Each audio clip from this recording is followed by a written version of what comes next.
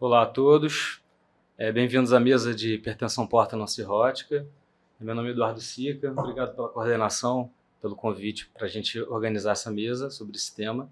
E estou aqui com dois convidados, o professor Mário Pessoa e a doutora Ludmila Oliveira, que vão compartilhar a mesa comigo para a gente poder discutir esse tema tão interessante. Sejam bem-vindos. Obrigada. Eu vou tentar expor um caso clínico bastante sucinto, bastante rápido, para provocar a discussão e a gente ficando à vontade e expressando nossas opiniões. Fiquem à vontade para interromper a hora que vocês quiserem. Tá? Então, esse caso é um caso real, é um homem de 33 anos, do Rio de Janeiro, que tem um diagnóstico acidental de varizes de esôfago, em uma endoscopia que ele faz por outro motivo. Tá?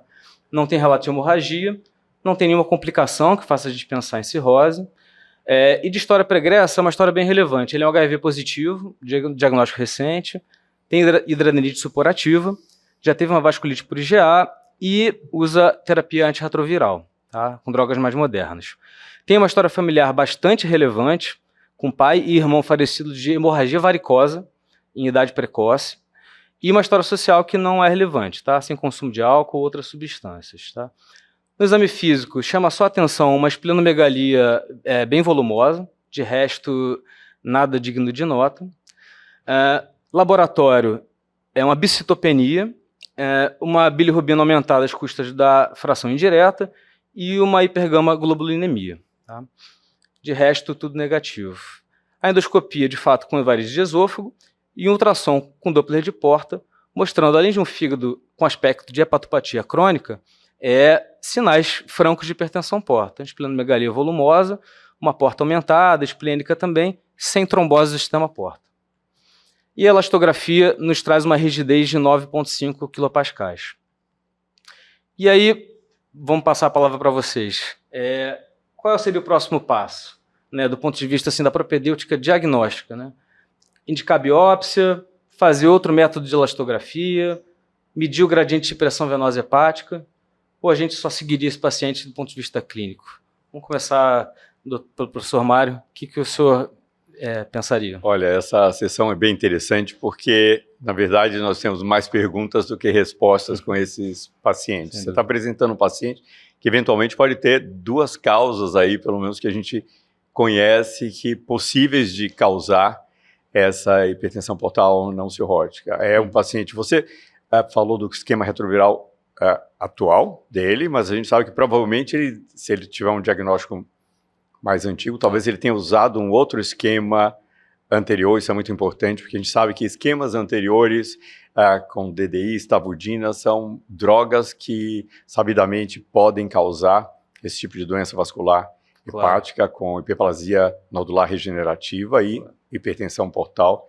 secundária, mas ao mesmo tempo é muito interessante um paciente que tem uma história familiar aí de outros tantos membros da família, o tio, o pai com hipertensão portal, também eu acho que não esclarecida a etiologia, então sabe-se que algumas já se tem associado essa concentração em algumas famílias, de causas provavelmente genéticas, existe aí a associação com a HLA-DR3 e outras mutações que foram atribuídas à possibilidade desse diagnóstico. Eu acho que todas as suas respostas ali são corretas. Eu acho que é um tipo de patologia hepática que a gente sabe muito pouco, onde, na minha opinião, a biópsia é fundamental. A biópsia hepática hoje a gente tem utilizado menos com esses métodos não invasivos de avaliação de fibrose, mas você está apresentando uma doença que acho que a gente sabe muito pouco. Sim. E que a gente precisa aprender mais, e eu concordo que a biópsia é essencial nesses pacientes para a gente entender, e eu acho que a gente vai falar um pouco da nova classificação também, que veio num bom momento para a gente conhecer melhor essa doença. Né? Ludmila, você também faria uma biópsia hepática? Eu também faria uma biópsia, até porque não mediria agora apenas medir o gradiente, porque a gente tem um paciente com hipertensão portal clinicamente significativa, ele tem chance pleurorenal, tem varizes de esôfago, a não ser que a gente fizer uma biópsia transjugular e aí medir o gradiente, e eu não repetiria a elastografia, já que a gente tem valores tem um exame de boa qualidade, com valores Claramente baixo. Né? Claramente baixos, então não repetiria. Acho que esse paciente precisa de uma biópsia, a gente precisa saber o que está acontecendo com ele, então eu também iria de biópsia. Acho que a gente concorda que a biópsia é o exame definitivo, né? Isso. É o exame que vai, de fato, trazer à luz do diagnóstico do que a gente está lidando, né? Sem dúvida. Vou seguir. O paciente foi submetido à medida do gradiente inicialmente, sem biópsia transjugular, que tem uma limitação do fragmento, né? Que é um fragmento menor. Então, foi optado por fazer o gradiente primeiro, que mostra, né, por via transjugular, mostra um gradiente de pressão venosa hepática, que não é normal, é um gradiente alterado, mas que ele é baixo para justificar a presença de varizes de esôfago, uma hipertensão porta clinicamente significativa, pensando que seria um paciente cirrótico, né? Então, um gradiente de 8 milímetros de mercúrio, e em seguida ele foi submetido a uma biópsia. Até me surpreendeu, porque eu esperava um pouco mais baixo. Pelo que a gente tem, né? Que eu me lembro da literatura, esses casos tem normal o gradiente, eventualmente podem ter normal o gradiente de pressão de via porta. Correto? Correto, é o mais comum, mas é descrito também um gradiente considerado intermediário ali, que não é nem normal, mas também não chega a ser A gente não esperaria uma hipertensão portal clinicamente significativa com varizes, mas que não é abaixo de 10, abaixo de 6. Porém acima ali de 5, né, que seria considerado normal. E ele foi biopsiado efetivamente. Aqui uma imagem relevante desse próprio paciente, em que a gente vê um espaço porta completo, uma arteríola bem no meio, aqui no centro, e uma vênula portal bem pequena ao lado dela, assim, que a nossa patologista considerou o diagnóstico de uma venopatia portal obliterativa, uma doença vascular, né? E aqui o diagnóstico da biópsia completa, né? Uma biópsia percutânea com fragmentos adequados. Ela descreve delgado septo porta a porta, mas de nenhuma maneira definindo cirrose. Alterações vasculares inúmeras, vênulas dilatadas, projeção de vênulas em direção ao parênquima, aquela veia herniada, aumento do número de vênulas em alguns espaços porta, dilatação sinusoidal, fibrose perisinusoidal e os achados da venopatia que a gente já comentou. E ela traz esse termo para a gente, doença vascular porta sinusoidal, no laudo da biópsia. E aí a gente pode começar a falar agora sobre essa nova nomenclatura, né? Essa é uma nomenclatura mais recente e que eu acho que nem todo mundo está familiarizado com ela, né? Vocês já viram isso sendo usado na prática? Vocês acham que isso é compatível com o diagnóstico, com o quadro clínico do paciente? Compatível. Eu fiquei muito feliz com esse grupo de doença vascular do ISO, né, da europeia, que resolveu pegar. Todos nós temos experiência com casos de HIV, com hiperplasia nodular regenerativa, com pacientes transplantados de rim que usaram azathioprina e também tem hipertensão portal não cirrótica, etc. Doenças aí vasculares intrahepáticas por causa de drogas eventualmente. E é muito interessante ver que eles estão tentando colocar sob o mesmo teto esses diferentes nomes, esclerose portal, venopatia obliterante e hiperplasia nodular regenerativa. Eu só não entendi porque excluíram a esquistossomose desse. Pois é, né? Porque para mim não é muito diferente o que acontece no esquistossomórtico. Você tem falamos, né? É uma definição europeia, né? Fechamento da porta na entrada ali da veia porta. Eu acho que por falta de conhecimento, talvez, como é do hemisfério sul, eles disseram, vamos deixar a esquistossomose de lado nessa classificação, mas que se comporta também dessa forma. Você tem hipertensão portal, varizes de esôfago, esplenomegalia, você tem um gradiente de pressão, quer dizer, uma elastografia na esquistossomose que fica em torno de 8,4. E, Mário, uma coisa que eu acho muito interessante também é a gente pensar nas limitações da outra terminologia. Da gente entender que a gente consegue fazer um diagnóstico de um paciente que não tem ainda hipertensão portal clinicamente significativa. Perfeitamente, porque esses pacientes começam de alguma forma com a doença inicial, e no momento que a gente diz o paciente espera o paciente ter uma hipertensão portal não cirrótica, parece que ele começou a doença dele com hipertensão portal. Exatamente, então aquele paciente que vem para você com aumento de transaminases, que você não consegue justificar de outra forma, e você tem uma biópsia que tem, por exemplo, uma venopatia portal obliterativa, você já entende que ele pode progredir para uma doença mais grave. Esse paciente tem uma doença vascular hepática pré-clínica, né? É isso, exatamente. Né? Esse paciente, antes, ele não entrava na terminologia de hipertensão portal não cirrótica idiopática, porque ele não tinha hipertensão portal. Eu fiz essa analogia antes com a questão da colangite biliar primária, exatamente, que nós chamamos cirrose biliar primária. Exatamente. Quer dizer, acostumados a receber o paciente numa doença muito mais avançada. E hoje a gente sabe, se a gente biopsiar esses pacientes e procurar o diagnóstico mais precocemente, você vai encontrar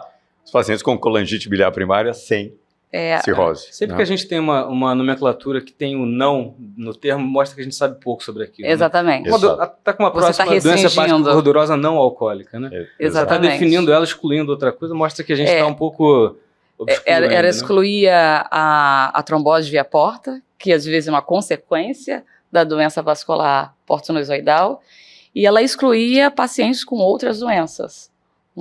Hepatite B. Outras doenças, exatamente. Você também você pode ter coisas que a gente concomitantes. Pode ter até nesses pacientes com doença vascular porto-sinusoidal. Exatamente. O seu paciente soropositivo que é co-infectado com vírus C. Exatamente. E pode ter uma consequência do uso da uso de DDI com hipertensão portal, e pode ter um vírus C que não estaria causando essa hipertensão portal. Sim, mas até um paciente com doença autoimune que faz azatioprina, que também... Então... Deixa eu aproveitar, então só introduzir o artigo que define a doença. Em 2019, esse grupo de doenças vasculares, de estudos de doenças vasculares europeu, o VALDIG, definiu a hipertensão porta não cirrótica idiopática, que a gente chamava, propondo uma nova nomenclatura, uma nova definição, doença vascular porto-sinusoidal, para a gente atualizar o termo. Então, ele define alguns sinais de hipertensão porta, específicos e não específicos, e lesões histológicas específicas e não específicas vasculares, muitas daquelas que no nosso caso tinham, né?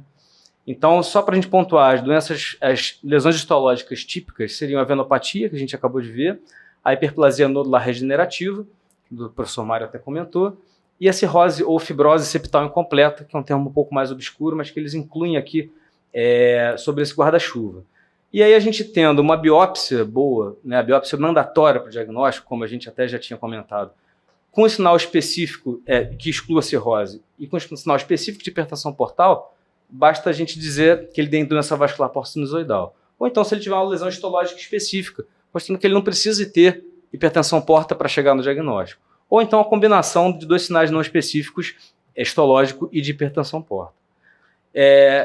Ele exclui, como a gente já falou, algumas condições dessa definição, como a própria esquistossomose, que está ali no quadrinho da esquerda, e coloca algumas condições associadas, como o nosso paciente também tinha, HIV positivo e casos familiares aqui, né? Um caso bem ilustrativo. E aí, para a gente levar dos pontos chaves dessa definição, que eu acho que é uma mensagem para a gente trazer para a mesa aqui, que até vocês já mesmo pontuaram, né? A trombose de porta não exclui o diagnóstico, causas concomitantes de hepatopatia não excluem o diagnóstico, desde que não causem cirrose, permite o diagnóstico sem hipertensão porta, o acometimento das veias hepáticas de drenagem do fígado estão excluídas da definição também, e outras doenças que causem dano microvascular específico, como sarcoidose, fibrose hepática congênita e síndrome de obstrução sinusoidal. Vocês gostariam de acrescentar mais alguma coisa? Mensagens perfeitas. Eu queria acrescentar uma coisa. Nós começamos você mostrando um gradiente de pressão de via porta. Quer dizer, é um exame de acesso difícil, muito poucos de nós temos condição de medir. Claro. Se eu tiver uma elastografia mostrando lá os 6,5, 7 kPa, você acha que eu posso, acoplado a esse raciocínio da doença, dizer esse paciente não tem uma hipertensão portal clinicamente significativa e ficar satisfeito sem a medida de pressão da via porta?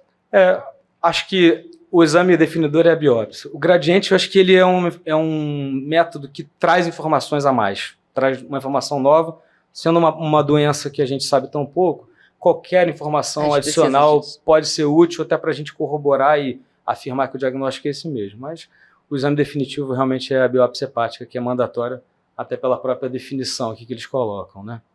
Mas é interessante você ter um exame também adicional, como uma elastografia, dizendo realmente é como o esquistossomótico, ele tem hipertensão portal, mas a rigidez hepática é baixa e eu acho que ajuda a gente a complementar esse diagnóstico. A entender melhor. E agora uma coisa muito interessante também, que esse artigo da Lancet fala, eu queria saber a opinião de vocês, a gente não tem ainda comprovação disso, mas o artigo fala sobre esses pacientes que ainda não têm hipertensão portal, que tem uma doença, por exemplo, uma venopatia obliterativa. Ele fala sobre possibilidade de você fazer anticoagulação profilática, Mário. Interessante, eu também vai precisar de outra mesa para vamos precisar de outra mesa. Eu acho que a anticoagulação é difícil, até no nosso paciente que apresenta inicialmente uma trombose portal cirrótico, essa é uma discussão já realmente... é discutível, né?